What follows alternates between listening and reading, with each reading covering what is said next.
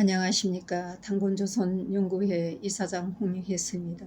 오늘부터 지금 책을 읽기 시작하겠습니다. 페이지 12페이지입니다. 우리의 존재에서 이 바다를 올려놨습니다. 생명체가 어디서부터 시작이 되었는지를 우리 모두가 좀 연구해야 될 일이기 때문에 제가 올려놨습니다.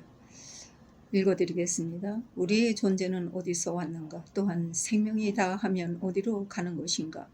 생각하며 살아가는 사람이라면 누구나 가끔은 이런 상념에 잠겨 있었을 것입니다.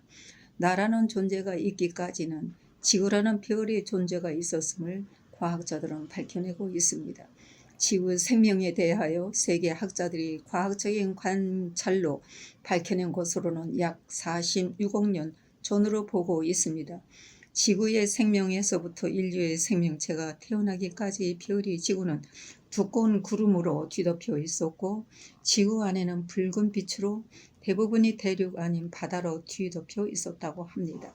학자들이 발표는 43억 년 전에 생명이 살아 있었을 것으로 추측하지만 바닷물로부터 탄소를 가진 영양분을 흡수하는 생명의 조건이 갖추어졌다면 더 거슬러 올라갈 수도 있어 그 전에 생겨날 수도 있었다고 합니다. 이거는 제가 지금 경이로운 지구를 인용한 것입니다.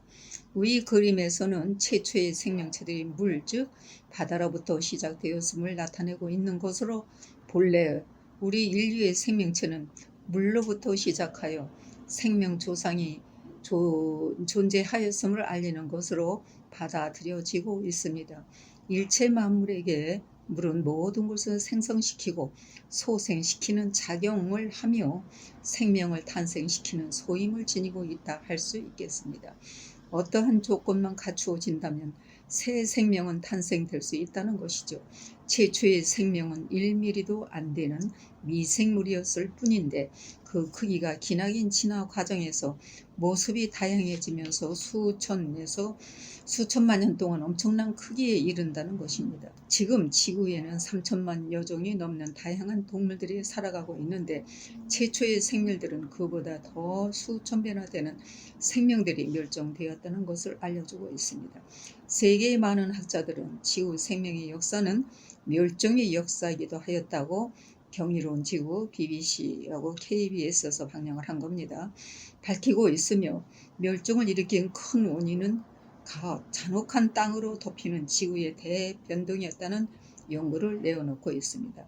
거대한 운석 충돌에 의해 바다의 물이 증발하는 대사건, 바다가 얼어붙는 동결 현상, 산호바다를 덮친 대륙 이동 현상 등 어느 시기이든 생명은 부당한 면적을 강요받았다는 것이죠.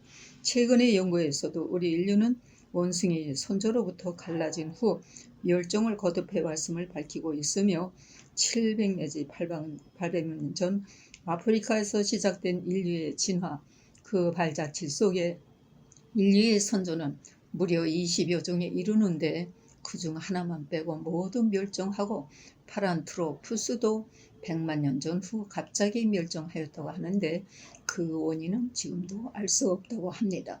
우연히 살아남은 전 호모 에레가르투스였다는 것이며 마침내 최후까지 남아 인류로 등장한 것이 호모 사피엔스라고 합니다.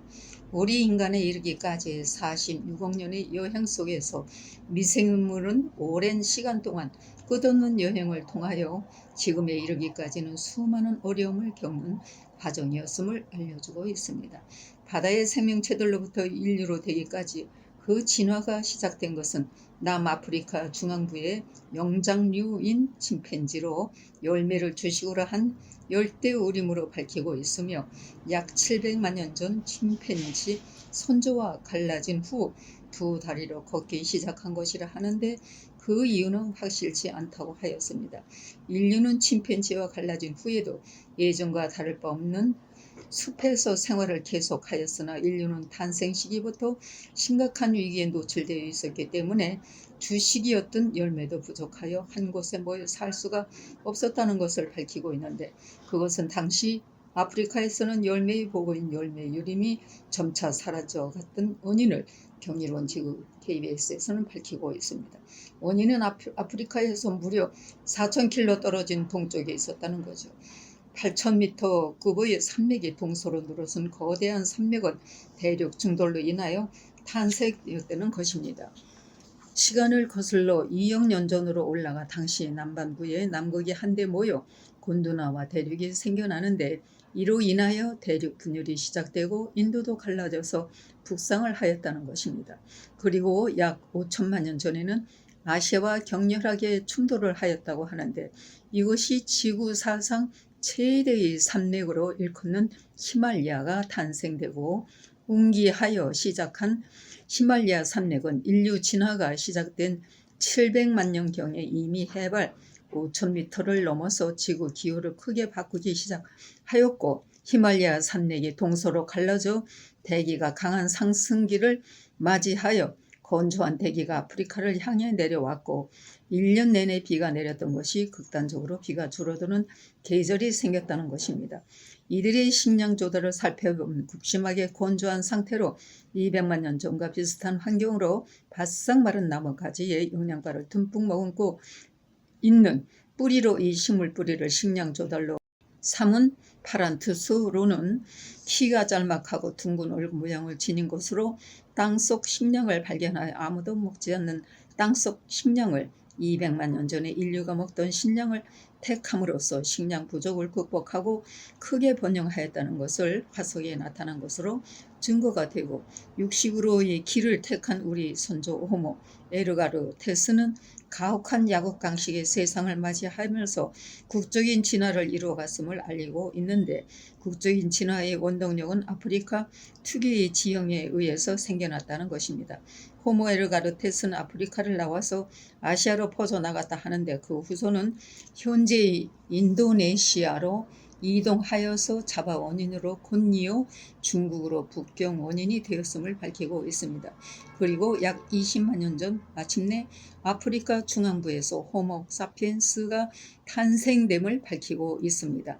호모 사피엔스는 과거엔 볼 수 없었던 커다란 뇌를 갖게 되었다는 것이죠. 그러나 우리가 번영한 이유가 뇌의 크기 때문만은 아님을 밝히고 있는데 실은 우리와 똑같은 뇌를 지녔던 선조가 있었다는 것이죠. 약 30만 년 내에 등장한 네안데르탈인이라고 합니다. 뇌의 용량이 1400ml로 현대인과 다름없고 키도 우리와 비슷하여 한결 더 건강한 체형이었다는 겁니다. 네안데르탈인은 빙하기가 한창이던 유럽인으로 진출해서 추위에 적응한 인류로 빙하기의 상향꾼으로 번영했고 호모사피엔스와도 오랜 세월을 공존하였다는 것이죠. 두 인류와 능력이 서로 닮았다는 증거는 네안데르탈인 유적에서도 볼 수 있는 것으로 프랑스 남서부에 있는 페리고르 지방에 네안데르탈인 유적이 많이 남아 있어 고증을 하고 있습니다. 그것뿐만이 아니고 네안데르탈인의 마음도 우리와 똑같다고 여겨진다는 연구자의 발표이며 유적에서는 몸의 뼈가 장렬하게 출토되었다는 것을 발표하고 있습니다. 이렇듯이 네안데르탈인은 탈인과 호모사피엔스는 두 인류가 생존하면서 번영을 누려왔는데 두 종족이 갈라지는 운명을 맞이하게 되었음을 설명하고 있습니다. 우리 선조인 호모사피엔스는 후두가 발달되어 언어 능력이 뛰어났고 네안데르탈인은 후대의 미발달로 언어 능력이 뛰어나지를 못하여 말을 할 수 없었음을 밝히고 있는데 매우 정확한 발음을 내는 힘은 인류의 특징이므로 호모사피엔스와 네안데르탈인과 다른 점이기도 하며 언어를 지닌 호모사피엔스와 능숙하게 구사하지 못한 네안데르탈인은 두 종족의 운명을 갈라놓은 시기가 찾아왔다는 것입니다.